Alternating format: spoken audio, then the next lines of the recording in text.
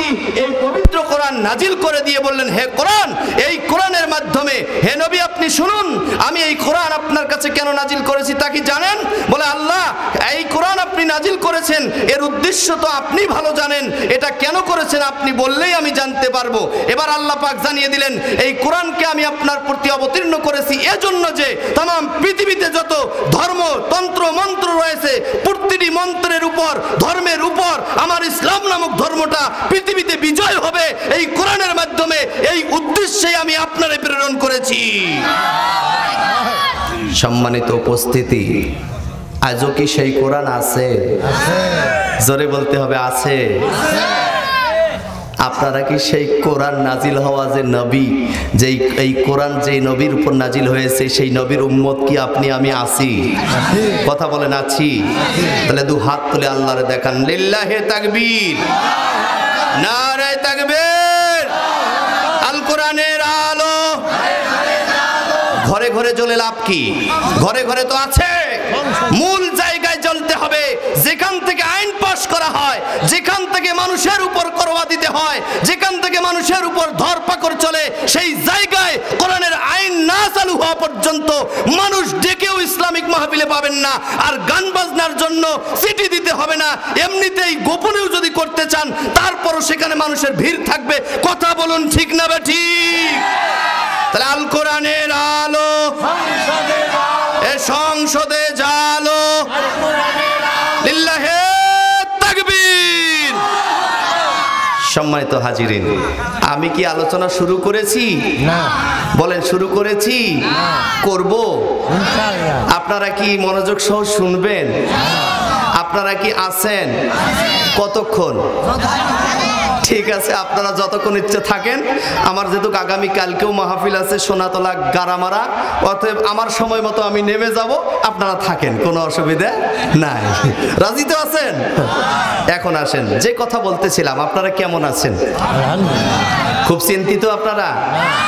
আপনারা বোকা, কারণ চালাক হলে তো কম্বলের নিচে যা শুয়ে থাকতেন। বোকা মানুষ দেখি মাটির উপর, খড়ের উপর বসে টুকটুরা নাকি ঠান্ডায় আছেন। কথা বলেন, ঠিক না? সম্মানিত হাজিরিন, আমার হাতে যেটা কি দেখা যায় আওয়াজ দিয়ে বলুন, আরো জোরে। এই ঘড়িটার যদি সময় সীমা নষ্ট হয়ে যায়, ডিসপ্লে হয়ে যায়, ওলট পালট হয়ে যায়, তাহলে সময় ঠিক করার জন্য একটা চাবির ব্যবস্থা আছে না নাই?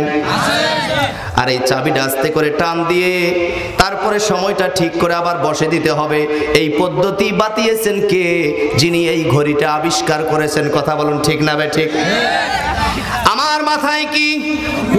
জোরে বলেন। এই টুপিটা মাথায় দেব না ঘাড়ে দেব? তাহলে মাথায় দিতে হবে। এই পদ্ধতি কে শিক্ষা দিয়েছেন? বিশ্ব নবী মুহাম্মদ আরবি রাসূল আকরাম সাল্লাল্লাহু আলাইহি ওয়াসাল্লাম এই পদ্ধতিটা শিক্ষা দিয়েছেন। কথা বলেন, ঠিক না বে ঠিক? বন্ধুরা আমার, ঘড়ি যিনি আবিষ্কার করেছেন তিনি ঘড়ির সময় সীমা নষ্ট হলে ঠিক করার পদ্ধতি বাতিয়ে দিলেন। আল্লাহ রসুলের মাধ্যমে টুপি মাথায় পরিধান করতে হয়, এই পদ্ধতি বাতিয়ে দিলেন। কিন্তু আপনারা যেই কোরআনের তাফসীর শুনতে এসেছেন, এই কোরআনের তাফসীর কিভাবে শুনতে হবে, কেমনে শুনতে হবে, এই পদ্ধতিও কোরআনের মধ্যে আছে না নাই? জোরে বলেন, আছে না নাই? এই পদ্ধতি কে বাতিয়ে দিয়েছেন? জোরে বলেন, কে দিয়েছেন? আল্লাহ রাব্বুল আলামিন ডাক দিয়ে বলেন, নবীহি وَإِذَا قُرِئَ الْقُرْآنُ فَاسْتَمِعُوا لَهُ وَأَنصِتُوا لَعَلَّكُمْ تُرْحَمُونَ।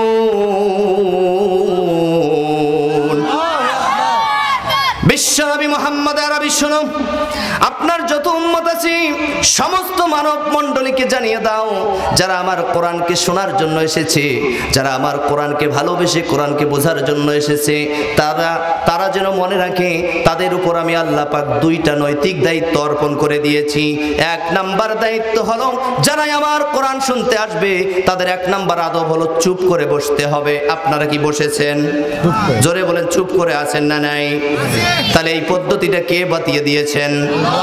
চুপ করে বসতে হবে। যেই নিয়মটা আল্লাহ আরশে আজিম থেকে বলে দিয়েছেন, আমি দেখতেছি আপনারা সেই নিয়ম পালন করেছেন, আলহামদুলিল্লাহ বলেন। আর 2 নাম্বার হলো, চুপ করে শুধু বসে থাকলে হবে না, মনোযোগ সহকারে আমার কোরআন শুনতে হবে। বন্ধুরা আমার, এবার যদি কোরআনের শ্রোতারা প্রশ্ন করে, আল্লাহ তোমার কোরআনকে শুনতে গিয়ে চুপ করে বসে মনোযোগ সহকারে আমি তোমার কোরআন শ্রবণ করেছি, আমার লাভ কি বলে দাও। আল্লাহ বলে, নবী হে, তাদেরকে জানিয়ে দাও, লাআল্লাকুম তুরহামুন, আশা করা যায় আমার পক্ষ থেকে বান্দা বান্দির উপর আমি যে রহমত নিয়ামত গুলো নাজিল করে দেই, ওই রহমত গুলো কোরআনের শ্রোতাদের উপর আমি নাজিল করে দেব। জোরে কোন সুবহানাল্লাহ, আরেকবার সুবহানাল্লাহ। তাহলে রহমত নাজিল করবেন কে? আল্লাহ। কয়টি আদব? 2টি। চুপ করে শুনতে হবে, মনোযোগ সহ শুনতে হবে, আর চুপ করে বসতে হবে। রাজি আছেন ইনশাআল্লাহ? সম্মানিত হাজিরিন, আগে বুঝে নেন, সিনেমা হলে ঢুকেছেন তো নাকি? এই কারা কারা সিনেমা হলে ঢুকছেন? হাত তোলেন তো দেখি। লজ্জা করেন না, এটা কোরআনের মাহফিল, সিনেমা হল। হাত তোলেন, হাত তোলেন। এরাই তো বীর যুবক। আন্দাজি জীবনে সিনেমা দেখলেন না তো কি দেখলেন? হাত তোলেন। মাশাআল্লাহ, অনেক হাত উঠছে, হাত নামান। আল্লাহ তারা যেন আর জীবনে দেখে না, এই তৌফিক দান করো, সবাই বলুন আমিন। আচ্ছা, সিনেমা হলে যাওয়ার সময় কি টিকিটের সিস্টেম আছে না? First class, second class, third class আছে না নাই? মাশাআল্লাহ, তা ওখানে একটা টিকিটের সিস্টেম আছে। তাহলে সম্মানিত উপস্থিতি, কোরআন যে শুনতে এসেছেন, এখানকার একটা টিকিট, টাটকা টিকিটের একটা সিস্টেম আমি আজ আপনাদেরকে বলবো, যেই টিকিটের মাধ্যমে আপনি জান্নাতে পৌঁছতে পারবেন। সুবহানাল্লাহ বলেন। সুবহানাল্লাহ, আরো জোরে জোরে জোরে জোরে। আপনারা কি শুনবেন সেটা? আসুন, তাহলে একটু চুপচাপ বসে থাকবেন। আমি বেশি সময় কথা বলবো না, অল্প সময় কিছু দেশি মাল সাপ্লাই দিয়ে আপনাদের কাছ থেকে বিদায় নেব ইনশাআল্লাহ। সম্মানিত হাজিরিন, এবার আসুন, মনোযোগ সহকারে শুনতে হবে কোরআন, চুপ থাকতে হবে, কথা বলা যাবে না, এই বিধান দিল আমার আল্লাহ সুবহানাহু ওয়া তাআলা। পরক্ষণে তার বিপরীত আরেকটা শব্দ আছে, পজিটিভ হলে নেগেটিভ হয়, আলো থাকলে অন্ধকার হয়, ভালো থাকলে মন্দ হয়। আমার আল্লাহ কোরআন নাজিল করার পরে নবীকে ডাক দিয়ে বলেন, ওয়ানাজ্জালনা আলাইকাল কিতাবা তিবয়ানাল লিকুল্লি শাইইন ওয়া হুদান ওয়া রাহমাতান ওয়া বুশরা লিল মুসলিমিন। নিশ্চয় আমি আপনার প্রতি যেই কোরআন নাজিল করে দিয়েছি, মানুষ যদি আপনারে প্রশ্ন করে এতটুকু ছোট্ট কোরআনের মধ্যে আমরা কি পাবো, হে নবী আপনি তাদেরকে বলে দেন, তিবিয়ানাল লিকুল্লি শাই, all everything subject include of the holy Quran. আল্লাহ বলেন, হে নবী আপনি তাদের সামনে জবাব দেন যে এই কোরআনের মধ্যে আপাত মস্তক, মাথা থেকে পা পর্যন্ত, রান্নাঘর থেকে সংসদ ভবন পর্যন্ত এমন কোনো বিষয় নাই, এমন কোনো জিনিস নাই যেই জিনিসটা, যেই বিষয়টা আমার আল্লাহ আলোচনা করে নাই। জোরে কোন সুবহানাল্লাহ। তিবিয়ানাল লিকুল্লি শাইইন ওয়া হুদান ওয়া রাহমাতান ওয়া বুশরা লিল মুসলিমিন। আল্লাহু আকবার, আল্লাহু আকবার। সম্মানিত হাজিরিন, আমার কথা কি আপনারা বুঝতে পারেন? কারা কারা বোঝেন না হাত তুলে দেখান তো। মাশাআল্লাহ, অনেক সুন্দর শ্রোতা, মনোযোগী শ্রোতা, আমি খুশি হলাম। আল্লাহ তুমি বলেছো কোরআন চুপ করে থেকে মনোযোগ সহকারে শুনতে হবে। আল্লাহ তোমার এই বান্দাগুলো তাই করছে, মনোযোগ সহকারে শুনতেছে, এর প্রমাণ আমি প্রশ্ন করে বুঝেছি। অতএব হে কোরআনের মালিক, তোমার কাছে ফরিয়াদ জানাই, আজ যারা কষ্ট করে তোমার কোরআনের প্রেমে, কোরআনের ভালোবাসায়, খাটের ভালোবাসা, বিবির ভালোবাসা, ঘর বাড়ির ভালোবাসা ত্যাগ করে মাটির উপর, খড়ের উপর বসে গিয়েছে, আল্লাহ তুমি তোমার কুদরতি নিজাম দ্বারা তাকাও, কুদরতি নজরে তাকায়া এদের ছবিগুলো পোস্ট করে নিয়ে, ভিডিও করে নিয়ে তোমার আরশে আজিমের মধ্যে লাগিয়ে দাও। কিয়ামতের ময়দানে যেন এরা অবশ্যই জান্নাতি হয়, তার সাথে আমি গোলামকেও তুমি কবুল করে নাও। সকলে বলুন আমিন, আরো জোরে বলুন আমিন। আলহামদুলিল্লাহ, আমি এখন ভাষা বুঝতে পেরেছি। আপনারা রাস্তায় যারা আছেন সেই সমস্ত মানুষদেরকে আসার জন্য বিশেষভাবে আবেদন করছি। আজ এমন একটা মাল আপনারা পাবেন যেই মেডিসিনের মাধ্যমে আপনার যে রোগ থাক না কেন সেই রোগেই আপনার ভালো হবে বলি ইনশাআল্লাহ। কি মেডিসিনটা কি দেব? নেবেন আপনারা? মাশাআল্লাহ। এবার আসুন তাহলে কোরআন শোনার আদব আমরা শুনলাম যে আমরা চুপ করে বসে মনোযোগ সহকারে শুনবো।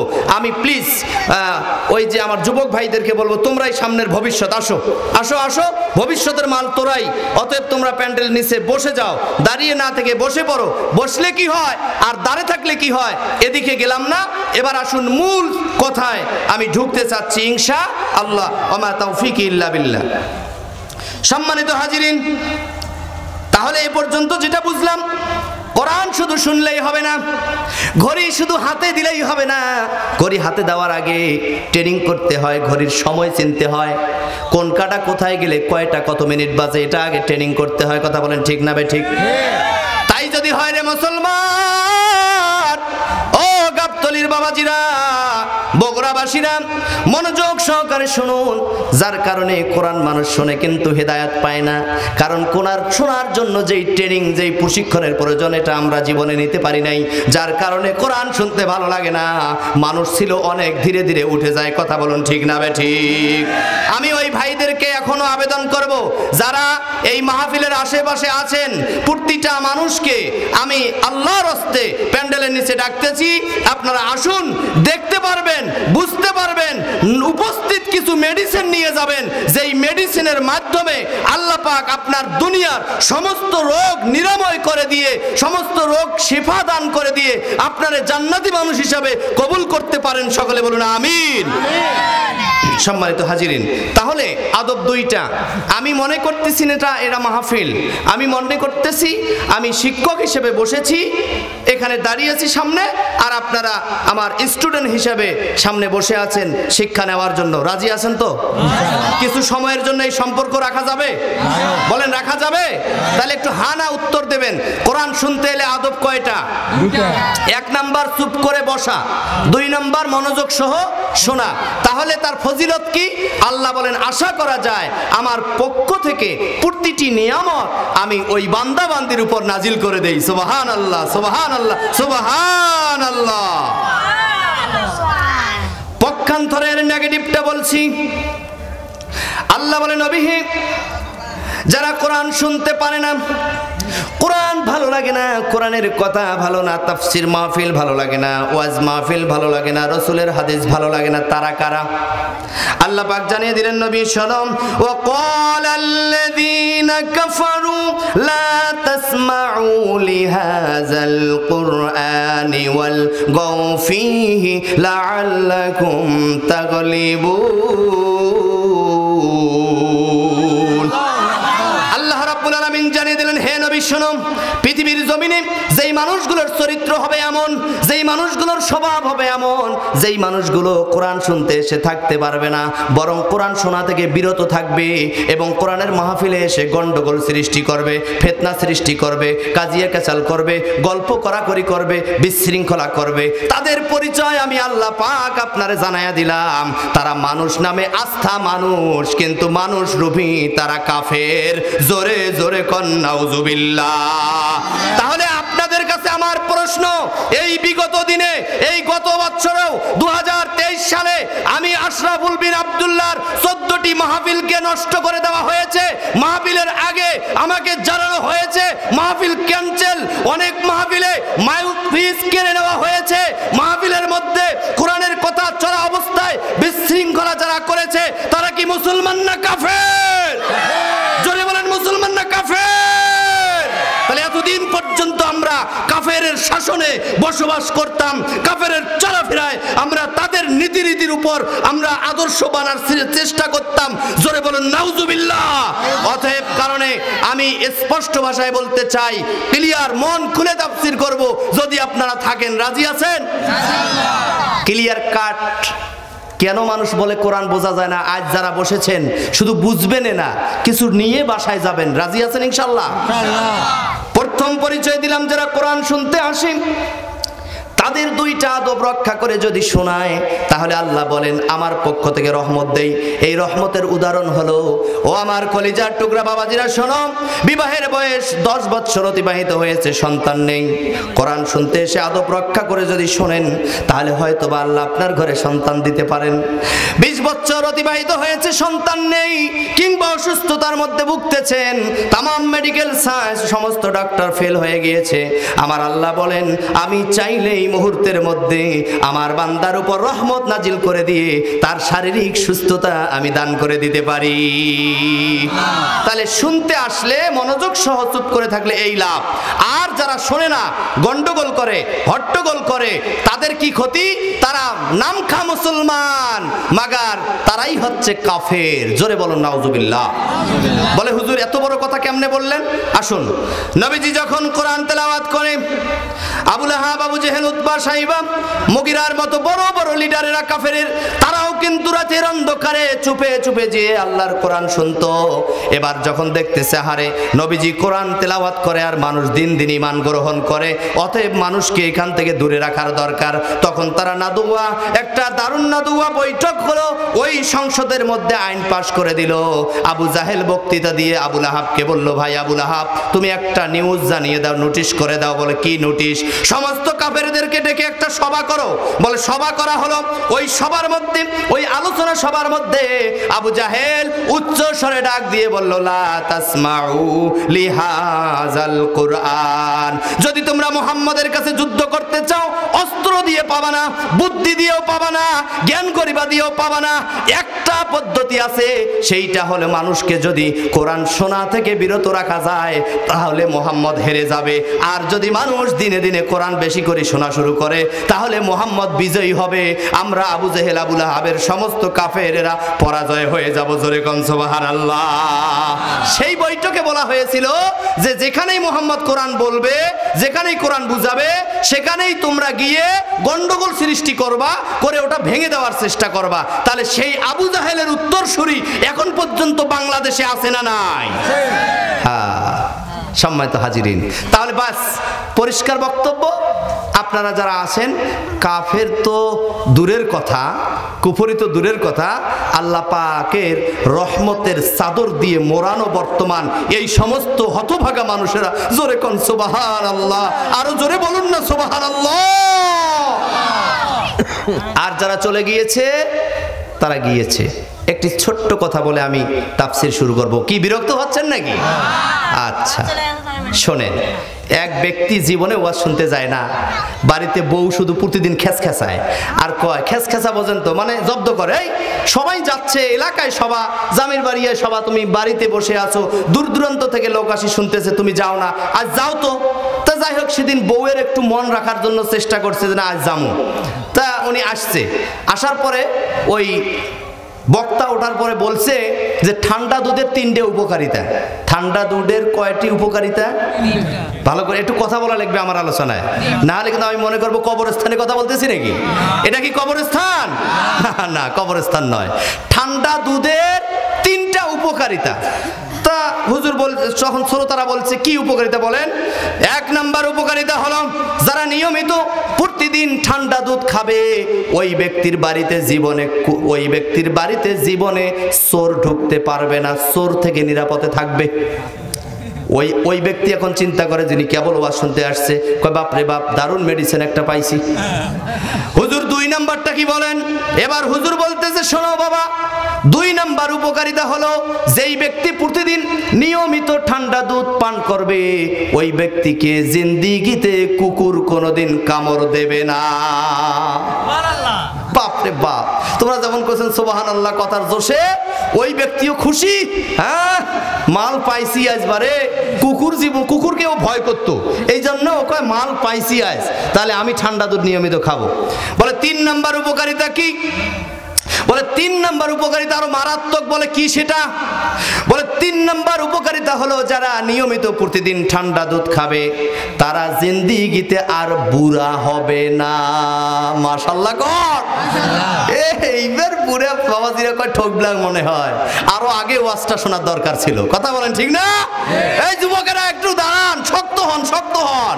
3 নাম্বার উপকারিতা হলো যারা নিয়মিত ঠান্ডা দুধ খাবে সে আর জীবনে বুড়া হবে না, ইয়ংই থাকবে নাকি, এরকম একটা সম্ভাবনা আছে।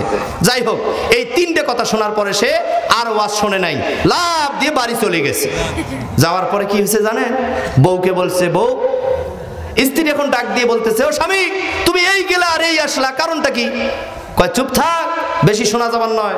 হুজুরেরা কয় জানো না, শোনো বেশি, শোনো কম, মানো বেশি।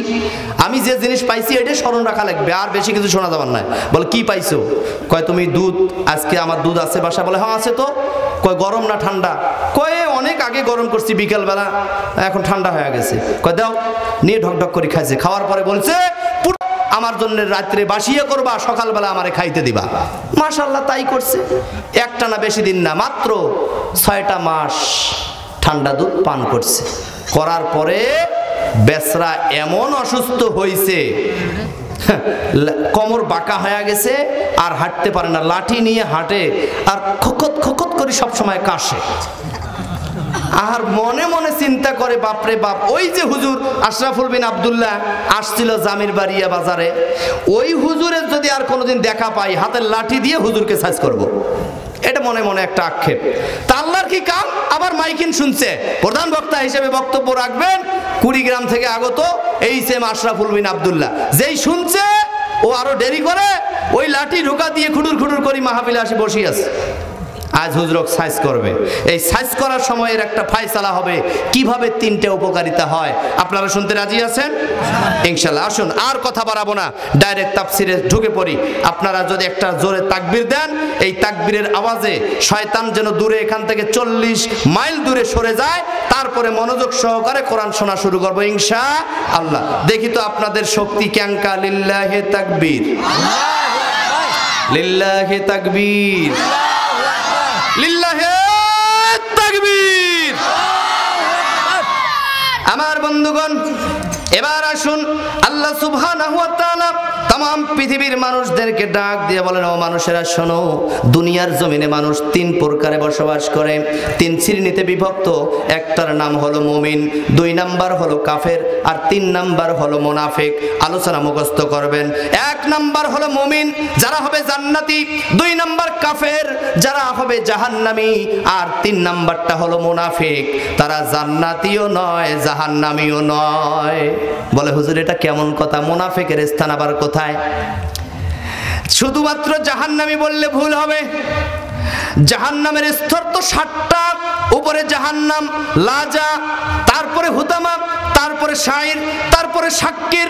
এইভাবে যেতে যেতে 7 তবক স্তর পেরিয়ে দিয়ে নিম্ন স্থান যেটা, সেই জায়গাটার নাম হলো আসফাল। জোরে কোন কি নাম? জোরে বলেন কি নাম? আল্লাহ রাব্বুল আলামিন ডাক দিয়ে বলেন, ইন্নাল মুনাফিকিনা ফি দারকিল আসফালি মিনান নার।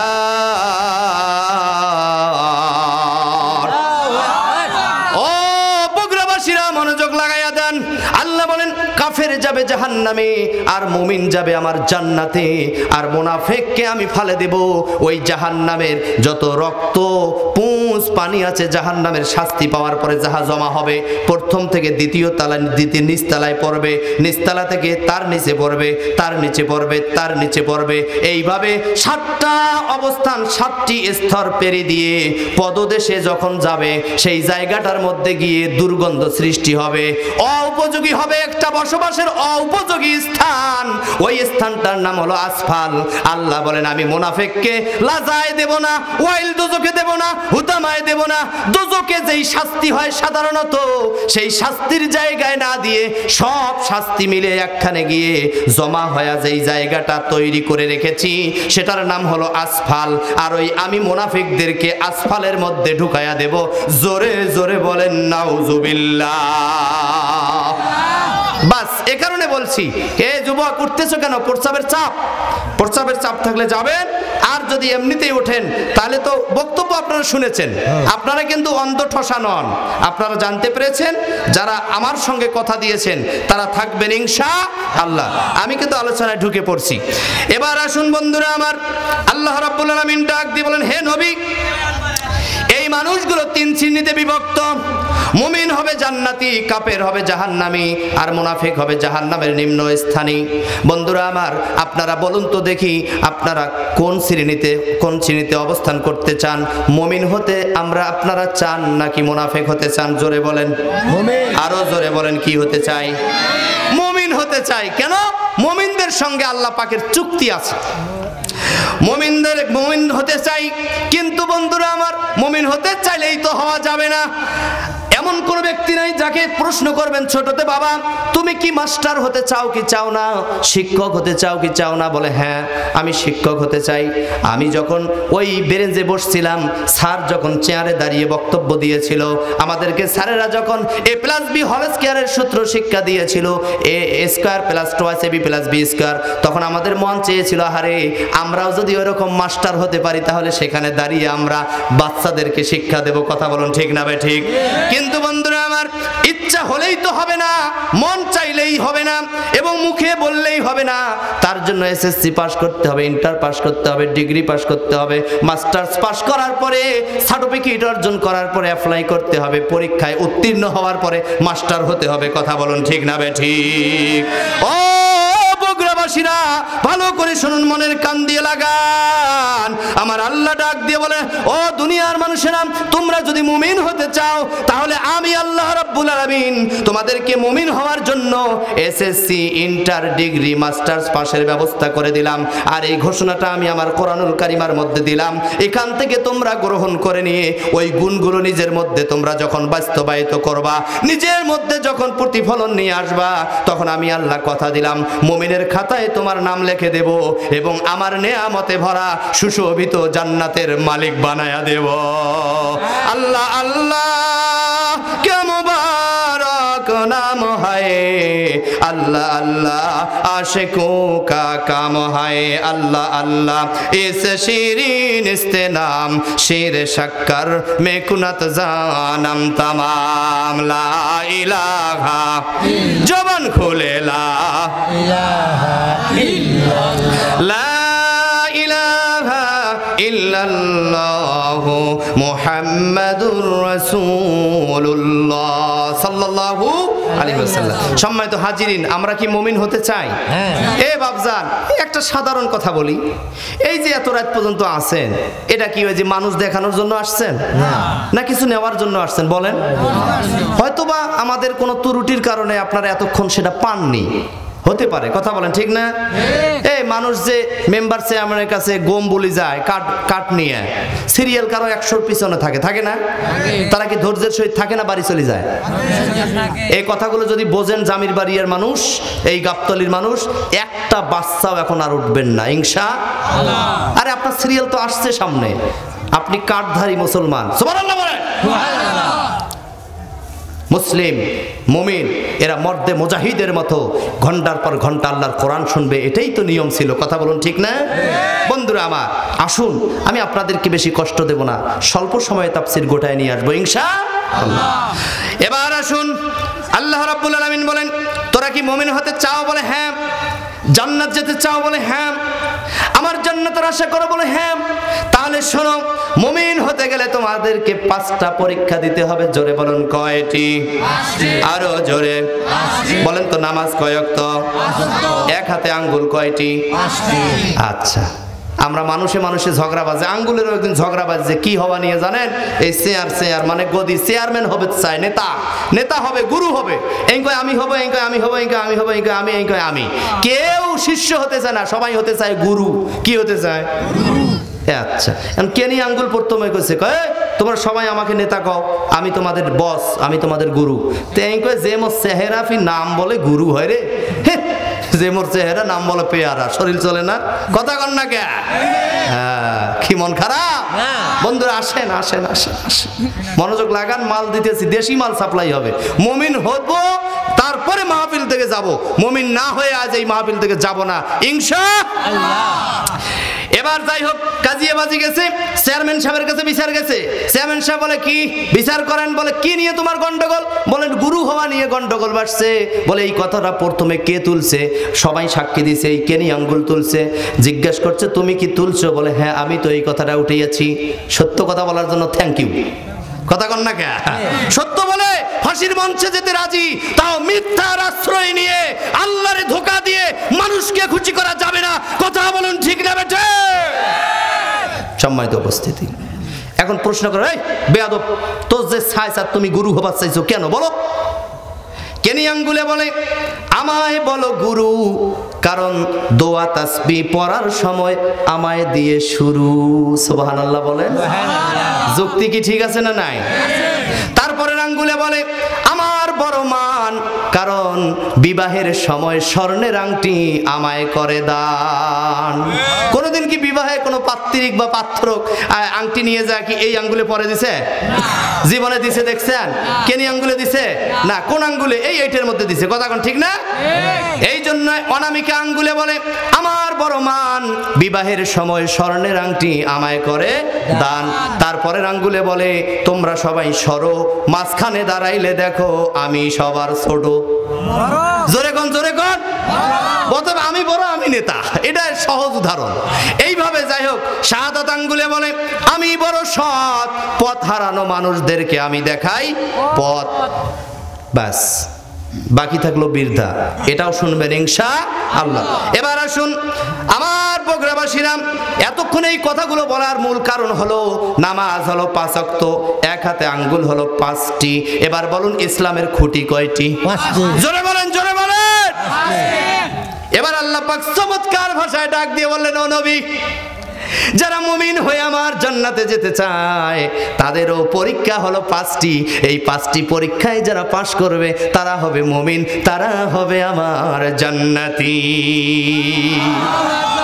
1 নাম্বার পরীক্ষা হলো আল্লাহ বলেন ইন্নামাল মুমিনুনা আল্লাযীনা ইযা যুকিরাল্লাহু ওয়াজিলাত কুলুবুহুম। আল্লাহু আকবার। চমৎকার ভাষায় আল্লাহ বললেন 1 নাম্বার পরীক্ষা হলো যারা মুমিন হবে আল্লাযীনা, তারা ইজা যুকিরাল্লাহ, তাদের সামনে যখন আল্লাহর জিকির করা হবে, আল্লাহর স্মরণের কথা বলা হবে, আল্লাহর বীরত্বের ঘোষণা হবে, ওয়াজিলাত কুলুবুহুম, তাদের হৃদয় ভীত হয়ে, তাদের হৃদয়ে কম্পন আসবে, কাঁপ আসবে, তারা যেন ঝাঁকি দিয়ে উঠবে আল্লাহর ভয়ে। জোরে কোন সুবহানাল্লাহ। আচ্ছা বলুন তো আপনাদের হৃদয় কি কাঁপে? কথা বলেন, হৃদয় কি কাঁপে? তাহলে হৃদয় যদি কাঁপে তাহলে কি এখন বাসার দিকে যাওয়া সম্ভব? কোরআন শুনবো ইনশাআল্লাহ। এবার আসুন 2 নাম্বার। টাটকা বলিনি যে মুমিন আপনি হচ্ছেন কি হননি, হতে পারবেন কি পারবেন না, জান্নাত যেতে পারবো কি পারবো না, ক্লিয়ার কনসেপ্ট নিয়ে এখান থেকে চলে যাবো ইনশাআল্লাহ। সময় দেবেন মাত্র 20 মিনিট। রাজি আছেন? 20টা মিনিট দিতে রাজি আছেন? আচ্ছা, আল্লাহ পাক জানিয়ে দিলেন আল্লাযীনা ইযা যুকিরাল্লাহু ওয়াজিলাত কুলুবুহুম, যারা মুমিন হবে তাদের হৃদয়টা কেঁপে উঠবে, রবের কথা শোনার পরে হৃদয়ে কম্পন এসে যাবে। বলে আল্লাহ আমরা যখন তোমার কোরআনের কথাগুলো শুনছিলাম আমার হৃদয়ে কম্পন এসেছে, আমি তো ভীত হয়েছিলাম। তাহলে দ্বিতীয় পরীক্ষা কি বলো? এবার আল্লাহ পাক বলেন দ্বিতীয় পরীক্ষাটা হলো তোমার ঈমানের উন্নতি আমি করে দেব, তোমার ঈমানকে আরো বৃদ্ধি করে দেব। বলে এটা আবার কিভাবে বৃদ্ধি পাবো? 2 নাম্বার পরীক্ষার কথা বলুন। আল্লাহ পাক ডাক দিয়ে বলেন ওয়াইযা তুলিয়াত আলাইহিম আয়াতুহু যাদাতুহুম ঈমানা। 2 নাম্বার পরীক্ষা হলো তোমার ঈমানকে আমি তরুতাজা করে দেব, বৃদ্ধি করে দেব। কিসের মাধ্যমে? যখন তোমার সামনে আমার কোরআনের আয়াত তেলাওয়াত করা হবে। হে মুমিন, তোমরা যদি নিজেকে মুমিন বলে দাবি করো তাহলে অন্তরকে প্রশ্ন করো, হে মন, তোমার সামনে যখন হুজুর কোরআনের আয়াত তেলাওয়াত করেছে তখন কি তুমি মজা পেয়েছো না কষ্ট পেয়েছো? বলেন তো, আনন্দ না কষ্ট? জোরে বলেন। এটা যদি হয় মন থেকে তাহলে নিশ্চিত জেনে রাখুন আপনি মুমিন হওয়ার 2 নাম্বার পরীক্ষায় পাশ করেছেন। সুবহানাল্লাহ। 1 নাম্বার হলো রবের কথা শোনা মাত্রই কম্পন এসে যাবে, ভীত সন্তোষ হবে, হৃদয় কেঁপে উঠবে। আর ওই কাঁপনি ধরা হৃদয়ের মধ্যে যখন কোরআনের আয়াত তেলাওয়াত করা হবে সঙ্গে সঙ্গে মনটা প্রশান্তি লাভ করবে। বলে আল্লাহ আমি যখন কোরআন শুনেছি তোমার কথা শোনার পরে আমার হৃদয় কেঁপে উঠেছে এবং অন্তর প্রশান্তি পেয়েছে আয়াত শোনার পরে। তাহলে 3 নাম্বারটা বলুন। 3 নাম্বারটা হলো বন্ধুরা আমার আল্লাহ পাক ডাক দিয়ে বলেন ওয়ালা রাব্বিহিম ইয়াতাওয়াক্কালুন। 3 নাম্বার পরীক্ষা হলো ওয়ালা রাব্বিহিম ইয়াতাওয়াক্কালুন। 3 নাম্বার পরীক্ষা হলো মুমিন যারা হবে, যারা আমার কথা শোনার পরে হৃদয় কেঁপে উঠবে এবং কেঁপে ওঠার পরে আমার আয়াত শোনার পরে মনটা শান্তি পাবে, প্রশান্তি লাভ করবে। তাহলে 3 নাম্বার দায়িত্ব, তারা কেবলমাত্র ভরসা করবে আমি আল্লাহর জন্য। জোরে কোন সুবহানাল্লাহ। আমি আল্লাহর উপর তারা ভরসা রাখবে, পৃথিবীর কোনো মানুষের উপর হাত পাতবে না, পৃথিবীর কোনো মানুষের উপর ভরসা রাখবে না। একমাত্র ভরসা করতে হবে কার উপর? আপনারা রাজি আছেন ইনশাআল্লাহ? কারা কারা আল্লাহর উপর ভরসা করতে রাজি? 2 হাত তুলে আল্লাহর দেখান। নারে তাকবীর, হাত নামা। মাশাআল্লাহ। এটা কয় নাম্বার? বন্ধুরা আমার, এটা খুব ঠান্ডা মাথার আলোচনা, কিন্তু সেটা হলো আপনার হৃদয়ে যদি ভয় এসে যায় আল্লাহর, আর আয়াত শোনার পরে যদি মজা লাগে, তাহলে আপনি মনে মনে হাসেন আর বলেন, আল্লাহ হয়তো তুমি আমাকে কবুল করেছো, আমি একদিন না একদিন মুমিন হতে পারবো। সুবহানাল্লাহ, সুবহানাল্লাহ। 3 নাম্বার, তাহলে এখন থেকে ভরসা হবে কার উপর? আল্লাহ। জমির মালিককে, ফসলের মালিককে, ধন সম্পদের মালিককে। তাহলে এখন এটার বড়াই আমরা নিজেরা করি কি করি না? তাহলে ভরসা কার উপর হলো? নিজের উপর, জমির উপর, ধানের উপর ভরসা হলো। কিন্তু ভরসা হবে একমাত্র কার উপর? আল্লাহ। বন্ধুরা আমার, এবার আসুন 4 নাম্বার পরীক্ষাটা কি হবে মুমিনের? 4 নাম্বার পরীক্ষা হলো, আল্লাহ পাক বলেন, আল্লাযীনা ইউকিমুনাস সালাতা ওয়া মিম্মা রাযাকনাহুম ইউনফিকুন। আল্লাহু আকবার। 4 নাম্বার হলো নামাজ কায়েম করতে হবে। তাহলে আজ থেকে কথা দেন তো দেখি আল্লাহর হস্তে, আজ থেকে 5 ওয়াক্ত নামাজ পড়ার চেষ্টা করব। রাজি আছেন তো ইনশাআল্লাহ? হাত তুলে ওয়াদা নেব না, কারণ অনেক ক্ষেত্রে ওয়াদাটা আবার ঠিক থাকে না, পরে উল্টে গুনাহ হয়ে যায়। অতএব মনকে জাগ্রত করেন, আজ থেকে নামাজ পড়বো ইনশাআল্লাহ। আর 4 নাম্বার এটা। আর 5 নাম্বারটা হলো মারাত্মক। বলবো কি? বলবো? কারা কারা বলতে বলেন, একটু হাত নাড়া দিয়ে বলেন, বলেন বলেন বলেন। ও মানে বলতেছে যে বলেনও না, বলেনও, বলেনও না, বলেনও। এটা বললেই তো ইনশাআল্লাহ হয়ে যাবে। আল্লাহ পাক বলেন, ও দুনিয়ার মানুষেরা শোনো, পৃথিবীর জমিন ছেড়ে একদিন আসতে হবে, আমার অন্ধকার কবরে যাইতে হবে রে বান্দা, যাইতে হবে। আমার কবর দেশে আসার পরে যখন তোমার বাবাকে শোয়াইছো, মাকে শোয়াইছো, দাদারে শোয়াইছো, দাদিরে শোয়াইছো, শোয়ানোর পরে আমরা চলে এসেছি, ওই কবরের মধ্যে এমন কিছু ঘটনা ঘটে গিয়েছে। ও বগুড়াবাসীরা, কবরের যন্ত্রণা যদি আল্লাহ পাক মানুষকে একটুখানি শোনার ব্যবস্থা করে দিত আর দেখার ব্যবস্থা করে দিত, তাহলে তামাম পৃথিবী জুড়ে একটা মানুষও আর কাফের থাকতো না। জোরে কোন ঠিক না বেঠিক? একদিন আমায় যেতে হবে ওই কবরের দেশে, যেদিন আত্মীয় স্বজন আসবে সবাই, যেদিন আত্মীয় স্বজন আসবে সবাই, কান্না কান্না বেশে আমায় একদিন যেতে হবে ওই কবরের দেশে। বন্ধুরা আমার, যেতেই তো হবে। মুমিন না হয়ে গেলে অবস্থা কি হবে? তাহলে মুমিনের 4 নাম্বার গুণ নামাজ কায়েম করতে হবে। রাজি আছেন ইনশাআল্লাহ? ইনশাআল্লাহ। 5 নাম্বারটা বলবো।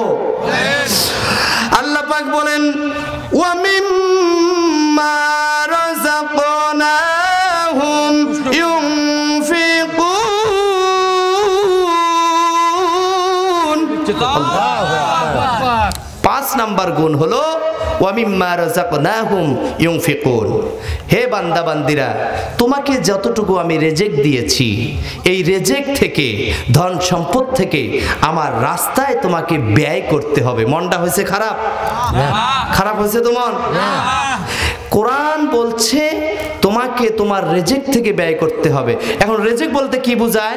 আমার বাসায় 10 মণ ধান আছে, কথা বলেন, 10 মণ ধান আছে, এটা আমাকে সিদ্ধ করে নিয়ে এটা রেডি করতে হবে, ভাঙতে হবে পুরো মৌসুম খাওয়ার জন্য, কথা বলুন ঠিক না?